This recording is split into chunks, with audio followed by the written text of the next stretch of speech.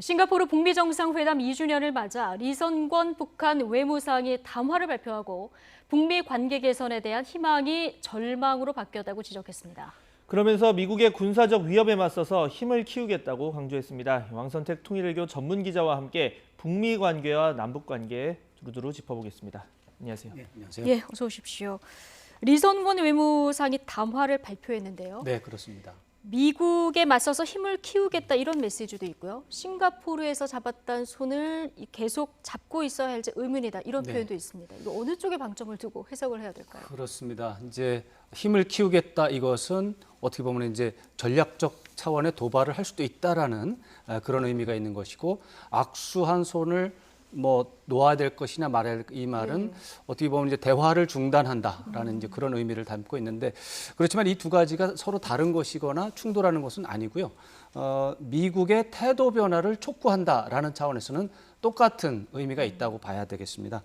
그래서 싱가포르 합의와 관련해서 북한은 많은 조치를 했는데 미국은 아무것도 한 것이 없다. 그러니까 미국이 행동을 더 해야 된다라고 하는 어떻게 보면 논리적으로 접근하는 의미도 있고요. 예. 그다음에 말씀하신 것처럼 협상을 하지 않고 계속 시간이 흘러간다면 북한은 핵무기가 계속 쌓이고 미사일 기술은 더욱 늘어날 것이다. 그것은 내 책임이 아니라 미국 책임이다라고 하는 이제 압박도 있고 예. 동시에 오늘 담화는 다른 북한이 최근에 내놓은 것과 비교해 볼 때 굉장히 북미 관계 개선과 관련해서 절제된 표현이 많이 들어있다. 이런 차원에서 과거 담화하고 비교해봤을 때. 그렇습니다. 예. 그런 차원에서 미국의 태도 변화를 만들어내기 위해서 생각을 많이 한, 고민을 많이 한 그런 담화였다 이렇게 평가할 수 있겠습니다. 예. 자, 앞서 지난번 출연하셨을 때 이 북한에 대한 미국의 실망했다는 표현에 대해서도 비슷한 평가를 해주셨습니다. 네, 그래도 네. 절제된 표현이다 이렇게 얘기를 해주셨는데 그렇습니다. 자, 그렇다면 이번 담화에서 북한이 어떤 부분 좀 절제된 표현을 볼 수가 있을까요? 사실 담화에 절제된 표현이 굉장히 많기 때문에 이걸 특징으로 말씀드렸습니다. 네. 다 말씀드릴 수 있을지 모르겠지만 한번 쭉 말씀드려볼게요. 예. 초기 단계에서 이런 내용이 나옵니다. 평화와 번영의 새로운 협력 시대를 열어나가려는 북미 두 나라 인민의 염원은 예전과 다를 게 없지만 예. 이런 표현이 있습니다.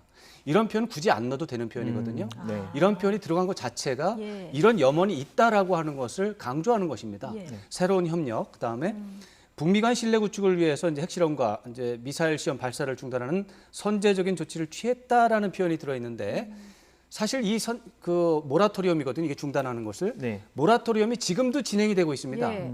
이 말은 즉 아직도 북미 관계 개선을 희망하는 그 전제가 깔려 있다는 얘기입니다. 이런 것들은 사실 알아내기 좀 어렵긴 하지만 분명히 들어 있는 거고요. 그다음에 핵 선제 타격 명단에 미국은 여전히 북한을 올려놓고 있다. 현실이 이렇다 이렇게 비판을 했거든요. 단순히 비판으로만 보면 그런데 그 말은 이제 다시 거꾸로 본다면 핵 선제 타격 명단에서 북한을 제외시키면은 관계가 달라질 수 있다. 그러네요. 명단에서 북한을 빼달라 이 말입니다. 예. 또 미국이 장기적인 위협이라고 하면서 적대 정식이 종식되지 않는 한이라고 얘기를 했는데 적대 정식을 종식을 하면 관계 개선이 된다는 얘기입니다. 또 이런 부분들이 사실은 이 맥락 속에서 굉장히 많이 나왔기 때문에 제가 한 7개 정도 메모를 해가지고 왔는데 이 정도는 굉장히 많은 겁니다. 여러 가지 그렇군요. 조건과 전제를 걸고 있는 상황입니다. 조건과 전제를 이제 얘기를 하면서 예. 험악한 말을 조금 넣었는데 오히려 전제와 조건에 더 방점이 가 있는 네. 그런 예. 차원이 되고 있는데 결론적으로는 그렇기 때문에 관계 개선 하자 쪽은 아니고 예. 상황 관리에 초점이 좀 맞춰져 있는 6.12라고 하는 계기에 마련한 담화치고는 상황 관리에 초점이 맞춰져 있다 이렇게 예. 평가를 하겠습니다. 행간을 읽다 보니까 국어 공부하는 것 같기도 네, 한데 그렇습니다. 예. 그 트럼프 치적 선전할 보따리 더는 안 준다 이 얘기도 하지 않았습니까? 이 얘기도 그럼 거꾸로 보면 다르게 또 해석을 할 수 있는 겁니다. 줬다는 거죠. 미국한테 줬는데 미국은 안 줬으니까 우리가 손해봤다는 얘기니까 네. 아주 우리는 받아야 된다는 얘기입니다. 그러면 대가를 미국에서 주면 그렇죠. 입장을 이제 선물을 주겠다 이렇게 해석을 할 수도 있다. 당연히 예. 이제 대가만 준다면 선물 보따리 더 줄 수 있으니까 그 대가를 달라라고 하는데 대가를 이제 못 받았다 이겁니다. 이런 표현들은 북한의 담화에서 이제 굉장히 주의 깊게 봐야 되는 부분인데 예. 이 다른 담화에도 이런 부분들이 조금씩 들어 있어요. 그렇지만 이번 담화는 좀 많은 편이다. 예. 그런 차원에서 제가 특징으로 말씀드렸습니다. 왕선택께서 근데 얘기를 들어보면 지금 미국에 대한 담화를 낼 때는 굳이 안 넣어도 될 표현까지 넣어가면서 좀 상황 관리를 한다 이렇게 맞습니다. 얘기하셨잖아요. 근데 남북 관계 문제, 특히 대남 메시지 낼 때는 이렇게 강하게 거칠게 내는 걸까요? 예, 분리 대응을 하고 있습니다. 확실히 예. 남북 관계에 대한 대응과 북미 관계에 대한 대응을 확실하게 분리해서 대응하고 있는데 일단 미국의 경우를 들어보면은 트럼프 대통령이 지금 대선을 앞두고 완전히 정신이 그쪽에 팔려 있기 때문에 네. 어떤 식의 대응을 해도 아마도 효과가 없을 것이다 이렇게 생각한 것 같아요. 그리고 이제 남쪽의 경우는 이제 김정은 위원장의 머릿속에는 온통 10월달에 75주년 노동당 창당 기념 그 행사를 잘해야 되겠다는 생각이 이제 거의 뭐 90% 100% 차지하고 예. 있다고 봐야 되는데 그런 속에서 남북 관계를 어떻게 설정할 것인가. 또 특히 6.15를 앞두고 지난달 말부터 아마도 이 부분에 대해서 재조정을 하고 넘어갈 것이니 말 것이니 고민을 했던 것 같아요. 그런 차원에서 이제 대북전단 살포를 표면적인 이유로 해서 이 문제에 대한 남쪽의 대응을 좀 보겠다.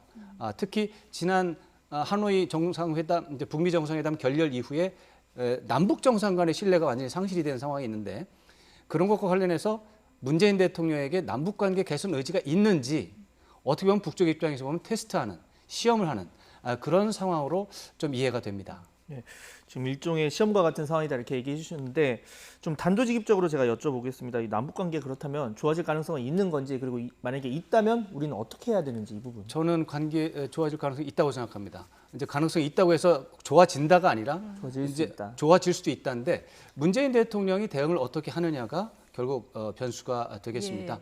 그래서 대북전단 살포를 구체적으로 북한이 문제를 삼았기 때문에 대북전단 살포 문제에 대해서 중단을 하기 위해서 노력을 하고 실제적으로 중단을 시킬 수 있다면 저는 남북관계 개선이 가능하다.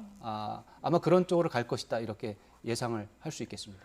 다른 조치 없이도 지금 아까 저희가 뉴스 전해드렸는데 경기도 같은 경우에 이제 대북전단 살포를 하면 네. 뭐 이렇게 여러 가지 강제 조치까지 취하겠다 그렇죠. 이런 입장을 밝혔는데 그렇다면 다른 조치 없이 일단 이 대북전단 살포를 중단하는 조치만으로도 북한에서 뭔가 액션이 올 것이다 이렇게 보시는 겁니까? 액션이라기보다는 대북전단 살포 문제는 결국에는 남북 간의 대화가 수반될 수밖에 없는 문제입니다. 네. 그렇기 때문에 이제 대북전단 살포 문제를 가지고 최종적으로 해결하는 단계 속에서 남북 당국 간 대화가 이루어진다면 예. 그동안 다른 부분에 이제 연계가 됐던 남북 최고 정상 간의 신뢰 상실 부분, 이 부분을 해소하는 대화까지도 확장이 될 수 있다는 것이죠. 그러니까 실타래를 푸는 역할을 그렇습니다. 할수 있다. 이 부분을 넘겨가면 남북 관계 개선은 가능하다고 저는 전망하고 있습니다. 예. 대북전단 살포 얘기 나왔으니까 통일부는 일단 당사자들 고발한 조치 착수는 한 거죠. 네, 그런 이제 뭐 고발장을 낸 건 아닌데 네. 고발을 하는 그런 과정을 절차. 지금 절차를 하고 있습니다. 예. 청와대도 엄중하게 단속한다 공식 입장을 냈습니다. 맞습니다. 그러다 보니까 이 북한 연일 우리 이렇게 때리고 있는데 왜 북한은 말 못하고 내부 단속만 하냐, 저자세는 아니냐 이런 지적도 일각에서 나오는데요. 뭐 그 부분에 대해서 이제 뭐 여러 번 이제 말씀을 드리긴 했는데 남북 문제, 대북 정책도 크게 보면 외교에 해당할 수가 있습니다. 예. 외교라는 것은 원래 외국과 하는 관계가 외교인데 북한은 완전히 외국은 아니지만 이제 대외 정책이라는 차원에서 우리 주권이 이제 현실적으로 미치지 않기 때문에 외교로 표현할 수가 있습니다.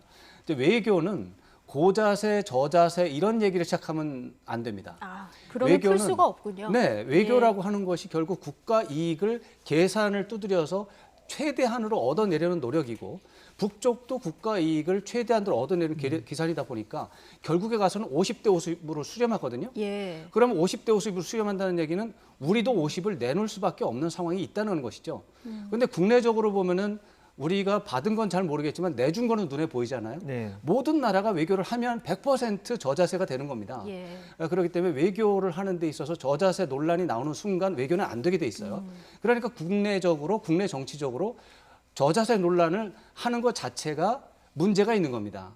근데 지금 저자세 논란이 나오는 것은 국내 정치적으로 우리 정부의 대북 정책, 외교에 대한 어떻게 보면은 협력 체제, 지원 체제가 되어 있지 않은 거예요.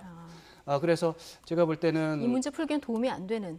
그렇죠. 상황을 이제 만드는 외교에 거군요. 저자세 논란 들어가면은 모든 나라, 모든 시대에 다 저자세 논란 들어가면 다 약하게 돼 있습니다. 될 수가 없죠. 예. 지금 외교가 50대 50으로 계산을 통해서 타협을 하는 거니까 어느 나라도 받은 거는 생각하지 않고 준 것만 생각하기 때문에 그렇습니다. 그래서 저자세 논란은 외교에 전혀 도움이 되지 않고 외교에 도움이 안 된다면 그 외교를 담당하는 정부 여당이 야당에 대해서 지지와 협력을 요청하면서 저자세 논란은 국익에 도움이 되지 않는다라는 것을 설명을 해야 되는 것이죠. 예. 이제 그 부분에 지금 문제가 생겨서 우리가 불필요하고 소모적인 이런 걸 하는데 사실은 우리 역사를 좀 약간 말씀을 드리면 1988년도 7월 7일 날에 노태우 대통령이 77 선언을 했습니다. 예. 그 77 선언 내용이 한 6가지 되는 주요 내용이 6가지가 되는데 그 핵심적인 내용은 이런 겁니다. 북한을 더 이상 경쟁 상대로 보지 않고 북한과 관련된 외교에서 북한을 경쟁자로 보지 않고 상호 협력하는 대상으로 보겠다. 그렇게 하고서 그 뒤에 설명 자료에 보면은 어떻게 돼 있냐면은 북한과의 체제 경쟁은 끝났다. 우리가 압도적으로 승리했기 때문에 체제 경쟁과 관련된 외교를 접근하면 우리가 손해니까 앞으로는 포용적으로 북한을 대하겠다. 이렇게 해서 1988년도 7월 7일 날부터 북한에 대한 외교는 포용적인 외교로 변경이 됐습니다. 네. 그때마다 수시때때로 가끔씩 저자세 논란이 가끔씩 나오긴 했지만 이 틀은 유지가 됐어요. 예. 노태우 대통령 때 북방정책, 김대중 대통령 때 햇볕정책, 노무현 대통령 때는 이제 평화번영 정책이라고 약간 변경이 있었고 이런 차원에서 본다면 지금 저자세 논란이 나오는 것은 어떻게 보면 시대에 맞지 않는 것이고 1988년 7.7 선언에서 우리 정부가 채택했 그때보다 지금 우리가 국력 차이가 훨씬 더 원하죠. 벌어졌거든요. 예. 이미 1988년에 국력 차이가 이제 남북 간의 예. 체제 경쟁이 끝났다는 걸 선언을 하고서 포용적으로 가고 있는데 지금 저자세 논란이 나온 것은 시대에도 맞지 소모적인, 않는다. 네, 예. 소모적인 현상입니다. 네, 저 듣다 보니까 교과서에서 배웠던 게 새록새록 떠오르는 것 맞습니다. 같은데, 자 북한 내부 상황도 좀 보겠습니다. 지금 그 남한에 대한 메시지는 주로 김여정 제1부부장이 그렇습니다. 냈는데 이번 메시지는 리선권 북한 외무상이 담화문을 냈습니다. 뭐 본격적으로 이 대미 관계에서는 본인의 이 외무상으로서의 목소리를 내겠다 이런 걸로 해석하면 사실 되겠습니다. 최근 며칠 동안 궁금하던 것 중에 하나가 김여정 제1부부장이 대남 정책을 총괄한다라는 것이 확인이 됐는데 그러면은 미국 업무는 누가 하느냐? 예. 그래서 혹시 미국 업무까지도 김여정 제1부부장이 총괄하는 게 아닌가 이런 생각을 하고 봤습니다. 네. 그랬더니 오늘 아침 이 리선권 외무상의 담화를 보니까 그건 아니다. 이게 이제 확인이 돼서 하나는 정리가 된 것 같습니다. 그리고 아까 말씀드린 것처럼 리선권 외무상의 담화가 굉장히 절제된 표현, 계산이 많이 들어가 있는 표현들이 들어가 있어요. 이것은 전형적인 고도의 외교 문서에 해당합니다. 이런 것들은 북한의 최고 지도부의 어떤 사리 판단 능력 이런 것들이 정상적으로 작동한다는 것이거든요.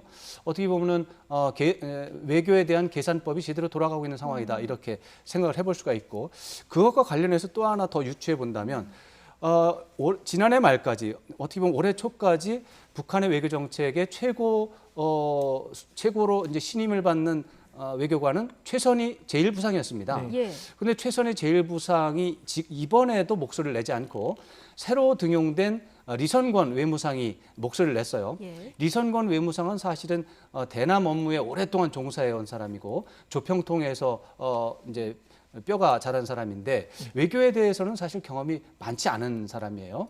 근데 그러다 보니까 어떻게 보면 김여정 제1부부장이 총괄하나 이런 생각도 해봤는데 하여튼 최선희 제1부상이 빠진 상태가 지금 6개월째 지속이 되고 있다. 이런 것은 북한의 외교 정책과 관련해서 엘리트, 최고 수준의 참모들의 어떤 서열, 재편이 이루어졌다. 이렇게 예. 볼 수 있는 부분이 되겠습니다.